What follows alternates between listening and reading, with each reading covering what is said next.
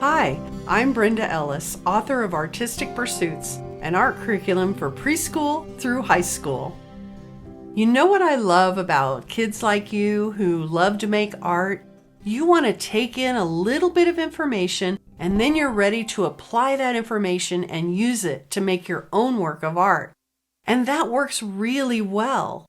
You know, when we take in information, we are getting knowledge, and that knowledge can really help us. But some people want to take in more information and take in more information. And what happens is that they feel like, wow, I am learning so much, but my skills aren't improving. And skills are the thing that you want to improve. You want your artwork to look good.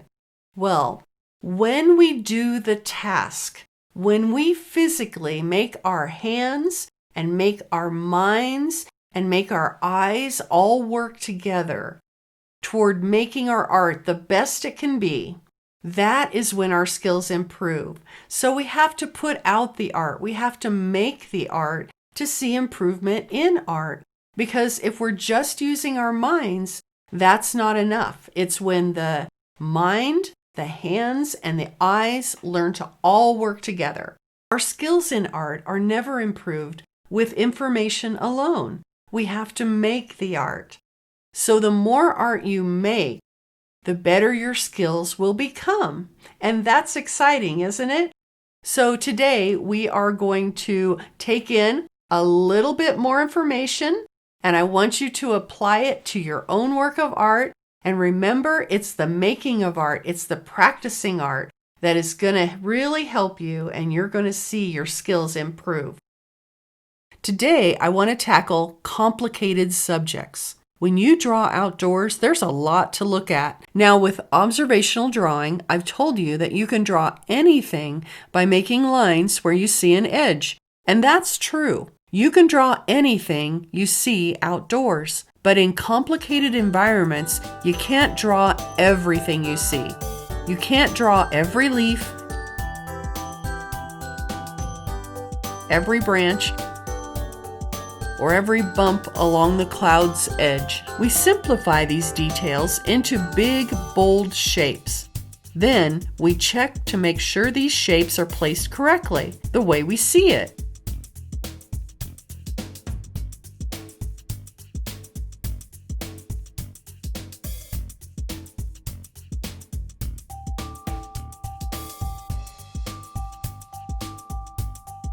Once the big shapes are in place, we can pay more attention to some of the edges, making marks that suggest the details of leaves or pine branches.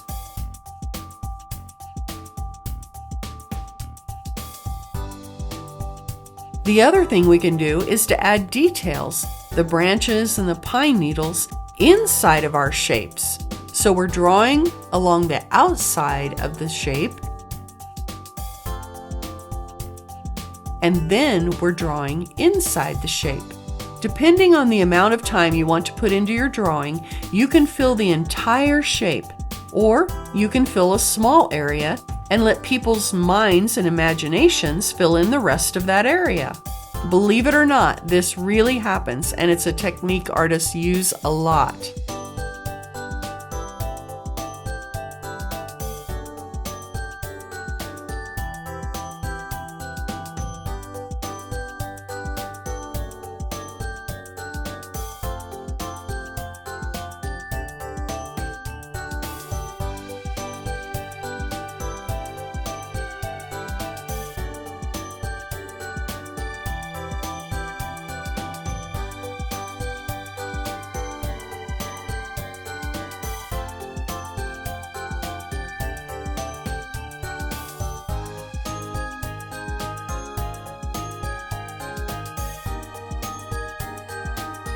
It's okay to leave out the things you don't want in your picture.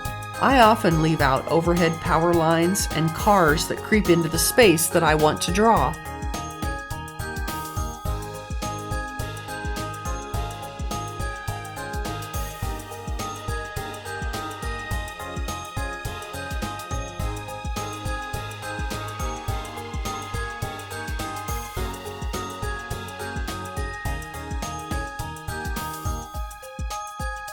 Start your drawing by turning all that messy detail into one big shape.